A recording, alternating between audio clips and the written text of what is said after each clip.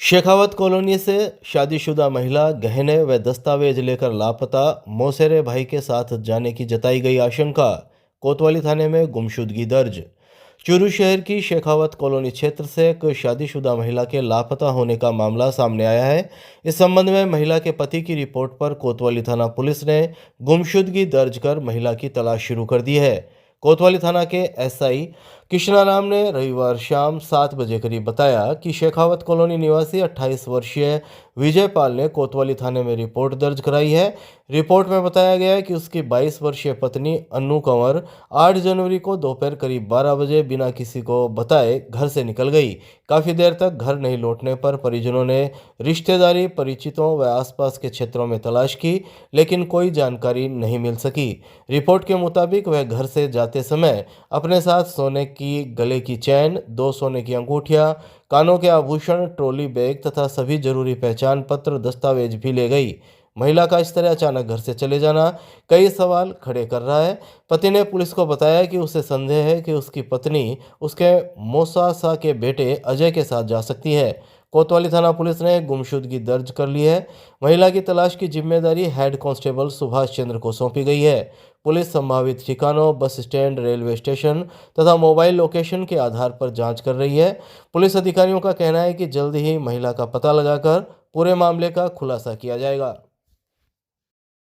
जिले में शीतलहर से लुढ़का पारा, खेतों में जमी बर्फ की चादर, 2 डिग्री दर्ज हुआ न्यूनतम तापमान।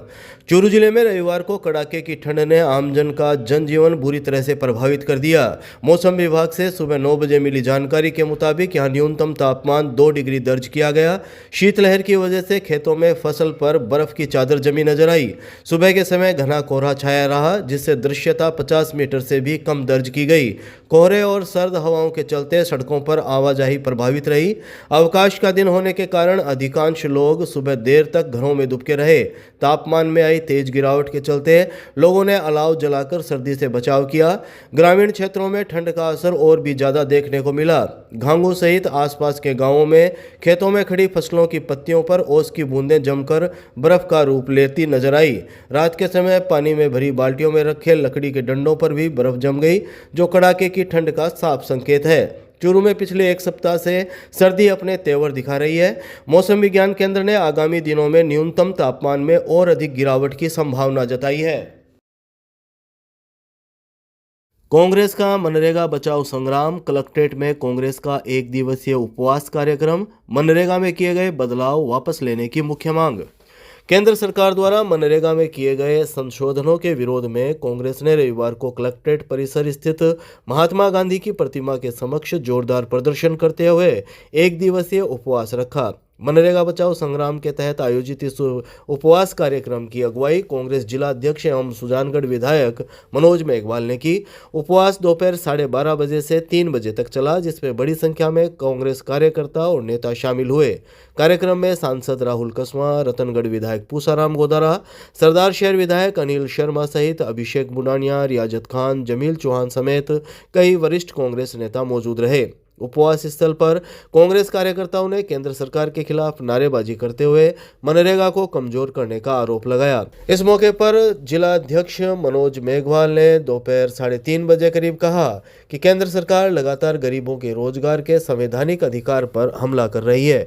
उन्होंने मनरेगा में किए गए सभी बदलावों को तत्काल वापस लेने, ग्राम सभा के अधिकारों को बहाल करने, काम के अधिकार की पूर्ण बहाली, न्यूनतम मजदूरी 400 रुपये निर्धारित करने तथा मनरेगा मजदूरी का 100% भुगतान केंद्र सरकार द्वारा किए जाने की मुख्य मांग की।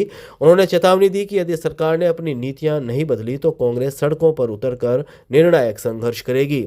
रतनगढ़ विधायक पूसाराम गोदारा ने कहा कि यह संघर्ष किसी व्यक्ति विशेष के विरोध में नहीं, बल्कि महात्मा गांधी के नाम और श्रमिकों के अधिकारों की रक्षा के लिए है। उन्होंने आरोप लगाया कि मनरेगा की आत्मा को खत्म करने की साजिश रची जा रही है। ग्राम सभा के अधिकार छीने जा रहे हैं और राज्यों पर 40% आर्थिक भार डाल दिया गया है, जिससे रोजगार गारंटी व्यवस्था कमजोर हो रही है। यदि मनरेगा से छेड़छाड़ बंद नहीं हुई तो आंदोलन को गांव की चौपाल से लेकर संसद तक तेज किया जाएगा। इसकी जवाब देना है। ये स्थिति है, पेमेंट नहीं हो रहा है, नरेगा नए के बराबर कर दी गई है। अभी अध्यक्ष ने बात ठीक की, आत्मा तो निकाल ली, लूबली छोड़ी है। जो राम राम करो और मजा करो। और लोगों को कह दिया हमने तो कि गांव में जाके कह देंगे कि भैया राज के साथ साथ सारा खेल खत्म हो गया, लेकिन ये एक्ट है, ये योजना नहीं है, इसमें संशोधन किया है। हम चौपाल से लेकर के दिल्ली तक ईंट से ईंट बजा देंगे और हम भारतीय जनता पार्टी की सरकार को मजबूर कर देंगे कि इसको संशोधन को विड्रा करे और मनरेगा को एज इट इज पोजीशन में लाया जाए। आज का कार्यक्रम आज का उपवास का कार्यक्रम है। हमने उपवास का कार्यक्रम रखा है, शांतिपूर्वक प्रदर्शन का है उसके माध्यम से, और मांग वही है कि जो नरेगा के प्रावधान है, काम की गारंटी की योजना जो 60-40 है उसको खत्म करके 100% के अंदर करे, 400 रुपये न्यूनतम मजदूरी करे, काम का अधिकार है उसको लागू करे, और जो ग्राम सभा के द्वारा जो तय है उन कामों को किया जाए कि केंद्र नहीं तय करे, ग्राम के लोग बैठ के तय करे, ग्राम सभा तय करे हमारे गांव की क्या होगा। ये मुख्य मांगे हैं। और इसके अलावा महात्मा गांधी जी का जो नाम योजना से हटाया गया है, ये महात्मा गांधी जी का अपमान देश सहन नहीं करेगा। आप जो खेलने का काम कर रहे हो राम जी के नाम से, आपने राम जी का नाम जोड़ा नहीं है, आपने तो एक बनाया है उसको काट के लिए। इस नाम में भी महात्मा गांधी जी का नाम जुड़ सकता था, जो आपने नाम हटाया उसका भी हम विरोध कर रहे हैं। ये हमारी आज प्रमुख मांग है। तारानगर रोड पर कस्बा चौकी के पास पुलिस ने बाइक पर शराब तस्करी करते युवक को किया गिरफ्तार। चूरू शहर के तारानगर रोड पर कस्बा चौकी के पास रविवार शाम पुलिस ने नाकाबंदी के दौरान शराब तस्करी करते एक युवक को गिरफ्तार कर लिया। पुलिस ने आरोपी के कब्जे से बियर के 2 कार्टन बरामद किए हैं, जिन्हें वह बिना लाइसेंस व अनुमति के परिवहन कर रहा था। कोतवाली थाना के सब इंस्पेक्टर किशोराराम बिश्नोई ने शाम 6 बजे करीब बताया कि तारानगर रोड स्थित कस्बा चौकी के पास नाकाबंदी की गई थी। नाकाबंदी के दौरान चूरू की ओर से आ रही बाइक को रुकवाकर जांच की गई तो बाइक पर प्लास्टिक के कट्टों में बियर के कार्टन मिले, जिस पर पुलिस ने बाइक सहित दोनों कार्टन जब्त कर भूतियाबाज के 27 वर्षीय सनी को गिरफ्तार कर लिया। आरोपी के पास शराब रखने और परिवहन का कोई लाइसेंस या परमिट नहीं मिला था। मामले में आरोपी के खिलाफ राजस्थान आबकारी अधिनियम की धारा में मुकदमा दर्ज कर जांच शुरू कर दी गई है। कस्बा पुलिस चौकी चूरू में नाकाबंदी की जा रही। नाकाबंदी के दौरान एक मोटरसाइकिल आई, मोटरसाइकिल सवार को इशारा देकर हो गया। उसके पीछे एक कार्टून में प्लास्टिक कट्टे में 2 बियर के कार्टून मिले, उनको चेक किया तो उसमें 24 बोतल बियर होना पाया, जिसके बाबत उससे लाइसेंस या परमिशन पूछे हो गए तो परमिशन नहीं होना बताया, और उसके खिलाफ आबकारी अधिनियम के तहत बियर जब्त की गई, मोटरसाइकिल भी जब्त की गया और आरोपी सनी को भी गिरफ्तार किया गया। पुराना बस स्टैंड पर हुए विवाद में कोतवाली थाने में 2 अलग अलग मुकदमे दर्ज, पुलिस ने जांच की शुरू। चूरू शहर के पुराना बस स्टैंड क्षेत्र में बस व टैक्सी ड्राइवरों के बीच हुए विवाद मामले को लेकर कोतवाली थाना पुलिस ने दोनों पक्षों की ओर से दर्ज कराई गई रिपोर्ट के आधार पर 2 अलग अलग मुकदमे दर्ज कर जांच शुरू कर दी है। कोतवाली पुलिस से रविवार शाम 5 बजे करीब मिली जानकारी के अनुसार रतन नगर के 30 वर्षीय सद्दाम ने रिपोर्ट दी कि वह चूरू से रामगढ़ जाने के लिए अपनी बस पुराना बस स्टैंड पर खड़ी कर रहा था। इसी दौरान कार में सवार होकर आए प्रमोद भाकर व गोपाल सहित 5-7 अन्य लोगों ने उस पर बिना कारण जानलेवा हमला कर दिया। मारपीट के दौरान आरोपियों ने उसकी जेब से 28,000 रुपये नगद और सोने की चैन भी छीन ली।